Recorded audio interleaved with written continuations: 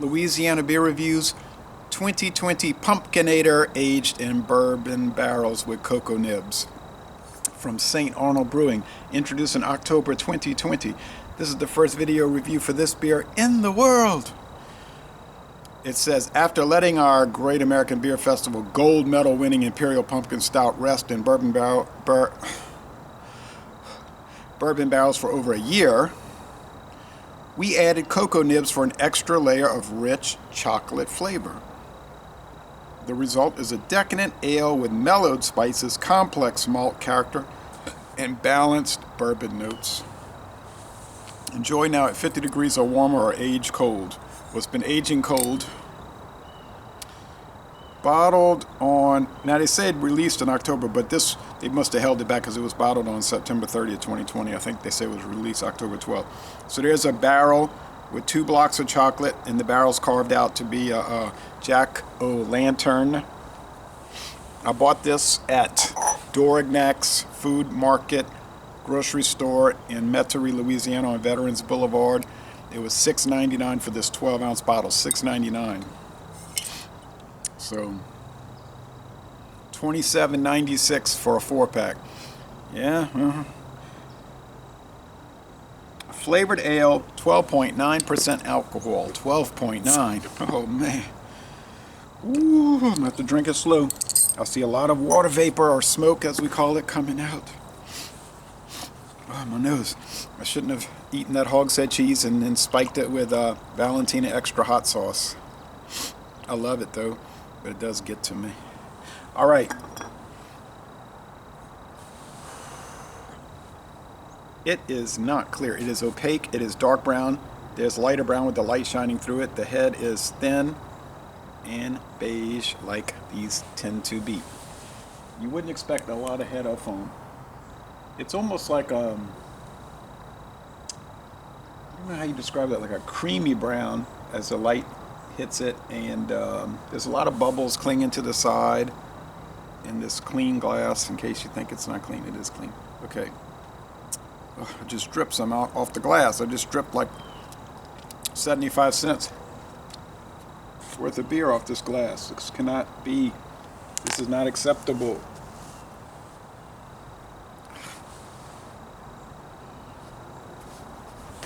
You know what it looked like, now that I think of it, with the sun shining at it, almost like a carrot juice or beet juice. Crazy. And I got a 75-cent drop on my nose. On me nose.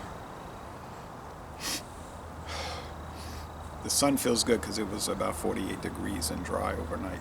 Well, relatively dry. It still gets damp over here. It never gets really cold in Louisiana. It did get down to 18 degrees in 2018. That was like a major emergency here, but it gets like 34 or whatever, sometimes real cold nights, but the dampness is what gets to you. It can be 64, and if it's damp and overcast, it's bad. But right now it's sunny, about 52 degrees. I have just a t-shirt. It feels nice. Slight breeze. Bourbon barrel in the nose. And rich, dark bread crust, dark malt. Now, what about pumpkin and pumpkin spices? I suppose that's there, like a spice holiday bread. They aged it for a year in those bourbon barrels. I don't know whose bourbon barrels. Maybe it's Willet. I mean, I don't know.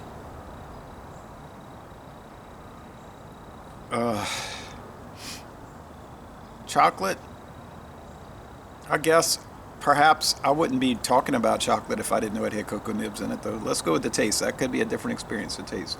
The aroma just kind of smells like a slightly more dense, concentrated Pumpkinator.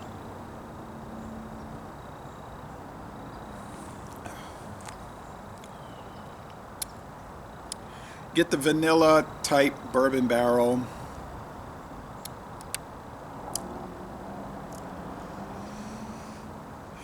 I was gonna say, maybe I'm getting tired of bourbon barrel beers. It's just so many of them. I don't mind, of course. And I'd like to see more in a way, like some more quirky ones, some crazy ones. They did the Budweiser Bourbon Barrel, and I had said they should do that 6 years ago. Of course, they aged it with bourbon barrels put in it.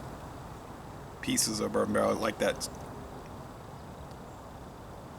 one from New Belgium, the barrel spirals. Oak Spire.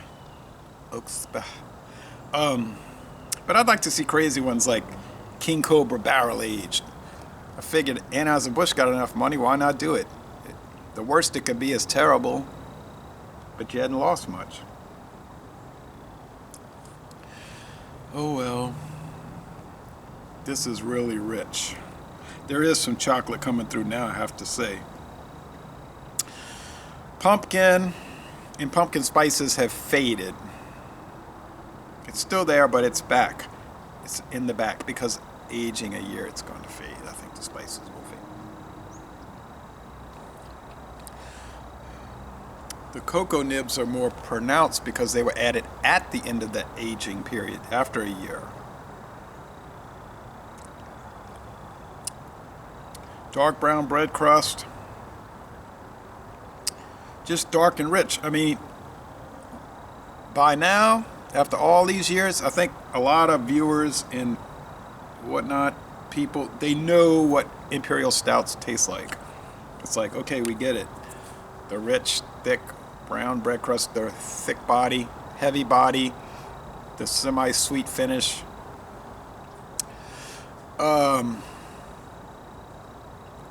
So you might say, oh, they're all clustered together. It's just a big pile of imperial stouts.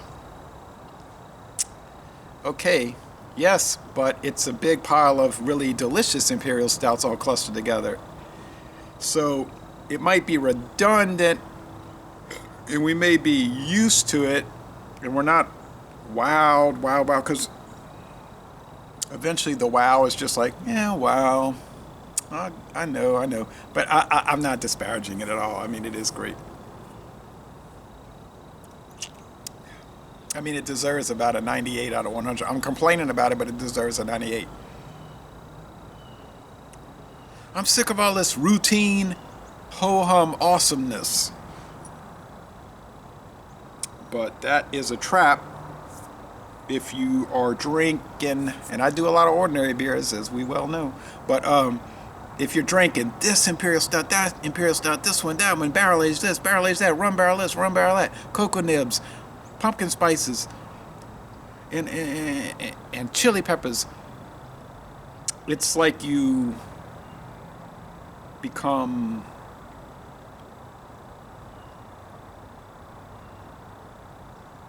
well, you just get used to it. I don't want to make any kind of elaborate statement or profound. There isn't a profound statement. You just get used to it. And people say, now, awesome is routine for you. Awesome is routine for me. But that has been the case for, started this channel 10 years ago, for 7 years. They had great beers 7 years ago. Great, awesome, expensive. And barrel aged too. Human Blockhead, Coney Island Human Blockhead. That was one of the early barrel aged ales. In a big old bomber bottle. And it was like 13%, something like this. Big old bomb. And there was the double bastard oak aged. And all, so this is not new. 7 years ago is not new. But, and I remember the Human Blockhead was just, you'd be staggered, because you drink half that 22 ounce and you say, nah, I don't really feel it. There's nothing. Then you make the mistake and drink it. You follow up real fast with the rest of the bottle. And it was like, I'm not sure what's happening, but I wasn't used to really dealing with all this kind of stuff then. Now, I am used to it. I kind of have a better handle on pacing and all of that, but you learn, hopefully not the hard way. I haven't learned the hard way, I just learned the way. But 98 out of 100, it's great, fabulous, awesome, tremendous. And I was kind of disappointed because I looked up reviews for it and I didn't see a one. So apparently this is extremely rare. But when I saw it, something said you better buy it. You had better buy it, and I did, and I don't regret it. Is it worth $6.99? Well, I mean, it's a luxury item. You're paying for the experience more than the actual value. You can't really think about that too much when you deal with these. So I wouldn't necessarily recommend eating hogshead cheese, which is very good, from Jacobs since 1928, with Valentina extra hot sauce with it before tasting this. But it's the kind of thing that's going to get better as it warms, and it's warming, and it's getting better, and it's great. So the lowest I would feel comfortable giving, the lowest score,